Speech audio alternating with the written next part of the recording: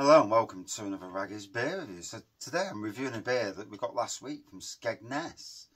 Andy from the Happy Drinkers went into the Chuckling Cheese Company and picked this up. It was on offer for £1, reduced from £4 to £1.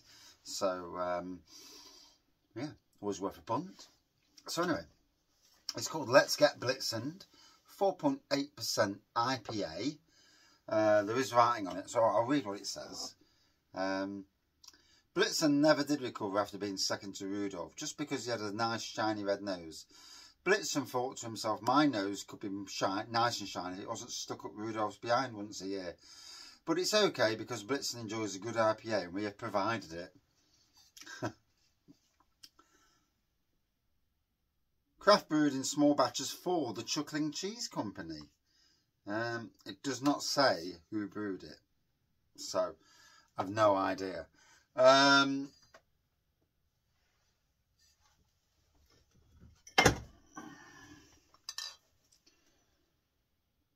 different bottles. Sometimes you can guess who's brewed something just by looking at the bottle. Certainly when it comes to somebody like St. Peter's Brewery, because of their distinctive bottle shape. This, to me, looks like it could be a Marston's beer. Because that looks like a Marston's bottle to me. Nice bit of smoke on the top there.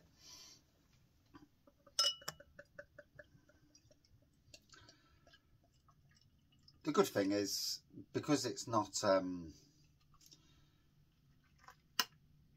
normal brewery or a company that I know, just enjoy the beer. Now, if it was Marston's, it could be a version of Hobgoblin IPA. It makes you wonder, doesn't it? So, a golden pour, crystal clear pour, white head on this. Let's just dive in and enjoy a beer. I'll be honest, there's a nice fruity nose going off. Sometimes it's actually nice just to review a beer and not know what the bloody beer is until afterwards.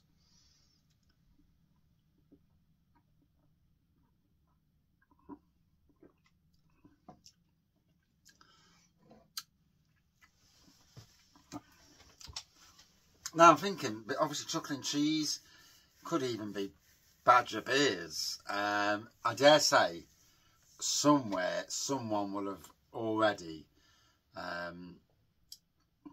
rumbled who it was. And here's what I'm going to do. Quick Google.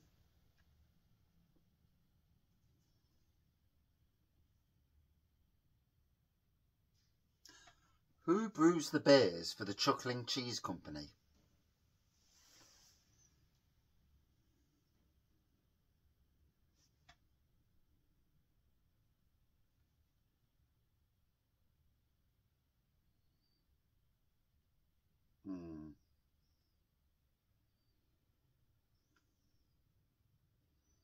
So it's a Lincolnshire-based company.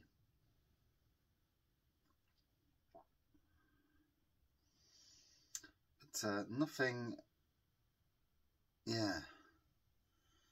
I'm just looking on Untapped. It's just that, it's just a curiosity thing, just to see who.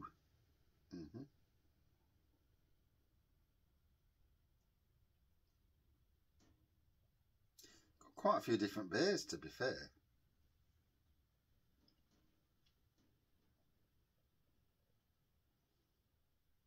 Yeah, quite a few different beers.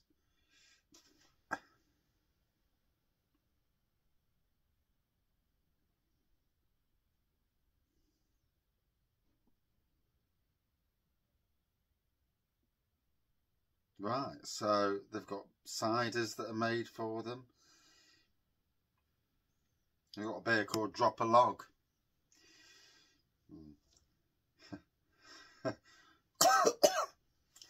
Yes, not going down that avenue. Numb Nuts. Reminds me of that brewery, Direct Beers. Because they make beers that sound very... Well, I've got some of their pump clips somewhere, well I used to. I have to hide them out of the way because they can be offensive to people that ain't got a sense of humour. Yeah, like knobhead lager and big cock golden beer. Just two of them. It is interesting. One day I'll get to it. But for now, it's Chuckling Cheese Company, and that's all that matters. Based in Skegness in the Hildreds Shopping Centre. But yeah, I'm not sure if it's a national concern. I only got this from the Skegness one, but I didn't. Andy did. But yeah, last week even. This time last week, Monday. Funny how it's been a week already since our holiday. Time flies.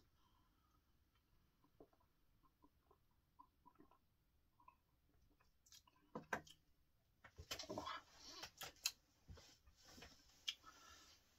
There's a bitterness to it. There's an earthiness to it. And there's a fruity element going off.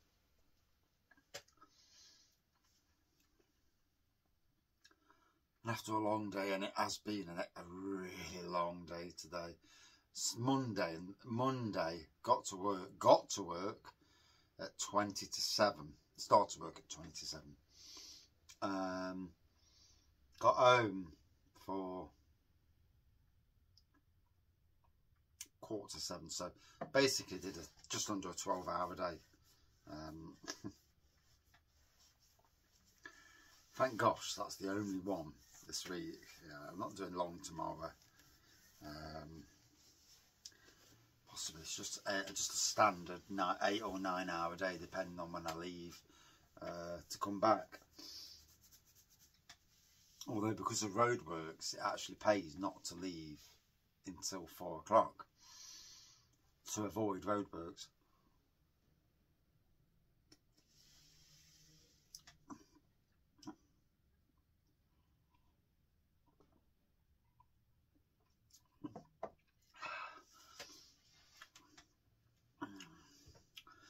Yeah, it's a twangy, earthy little number, this is.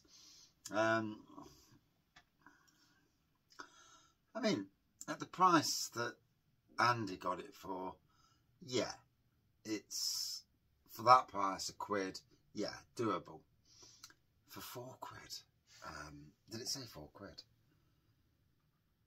Yeah, for £4, I'm not so sure I'd want to pay £4 for it. You know, there's a limit on how much you want to spend on beers. It'd be interesting to know who brewed it. It's not the same bottle as the Ferry Ales, so that's interesting. I've got the other one somewhere. But yeah, it's certainly interesting. Oh, yes, because Easter's coming up. Easter Sunday, which means the family, we've got all the family around as we normally do on Easter. Albeit our condensed family now, just me, the wife, my oldest son, youngest son, my daughter, her husband and the 2 grandkids. We used to have a right crowd round at Easter, sometimes in Christmas, sometimes up to 15 people, and even more. But these days, it seems like the families have all, and it seems to be a COVID thing, where families have all basically stayed in their own bubble, as it were. And, you know, there does seem to be a parting of the ways in that respect. I do wonder if COVID's, you know, the main instigator of all this. And is it a thing where lots of families across the UK have pretty much, where they maybe saw their family X amount of times in a year, and now they're only sticking to their friends and absolute close family, and disregarding the further people and people, you know. And I know this because that's what we've done. You know, we had our wedding vows last year and people came, but on the whole,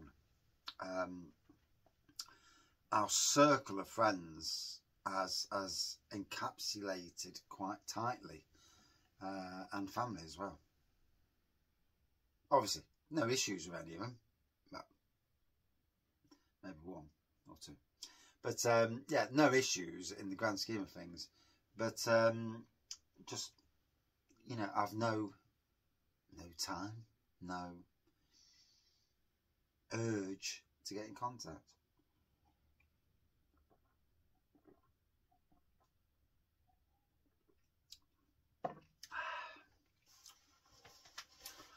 Challenging little beer, gotta be honest, it's got a bit of poke to it.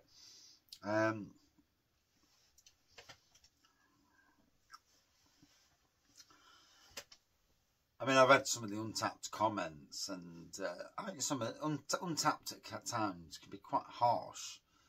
I mean, I've drank Twice as Nice from Aldi, and that was truly a god-awful beer. I don't think it's even around anymore, and it really did not deserve to be on the shop floor in the first place. So, and then you get beers like Hobgoblin, which are a shadow of their former selves. You know, you drink it and you're like, wow, what the hell's this compared to what it used to be? So then you look at Untapped, and it's unfair sometimes, the scores people give.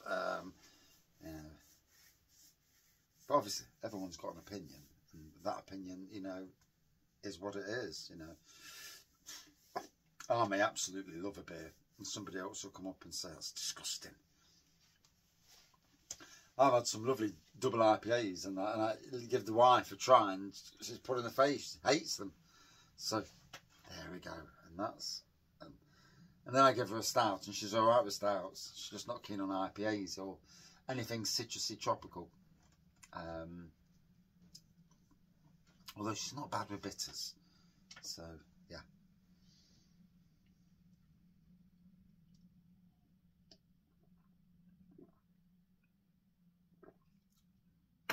Ooh. It's definitely got some twang to it. Oh. Like I say, no idea who makes it. Could well be Marston's though. To me, it looks like their type of bottle shape. I don't have any Marston's beers, and I'm just looking at the Bateman's beer bottle as well, because they're quite pronounced. And yeah, it's nowhere near like Bateman's. It's funny how our breweries do tend to have the same Buckham actually and Bateman's have got the same style. Yeah, exactly the same. Wow. So there's the thing. You look at where people get their beers from.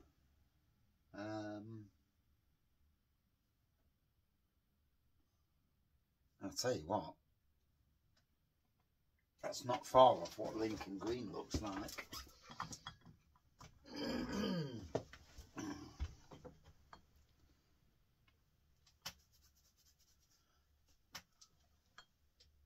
Well.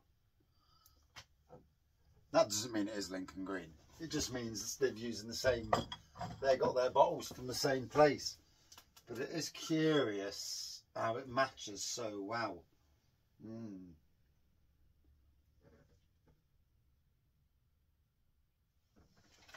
And I would have thought it'd be somebody rather local to the Lincolnshire, East Midlands area to brew the beer. Interesting. I'm probably barking down the wrong thing anyway.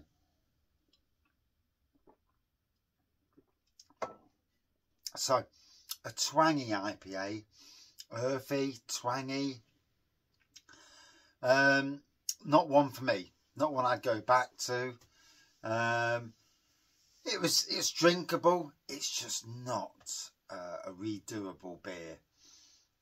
Out of 5 for me. Around about a 3.5 out of 5. Yeah. And that's my review. Thank you for watching. See you soon.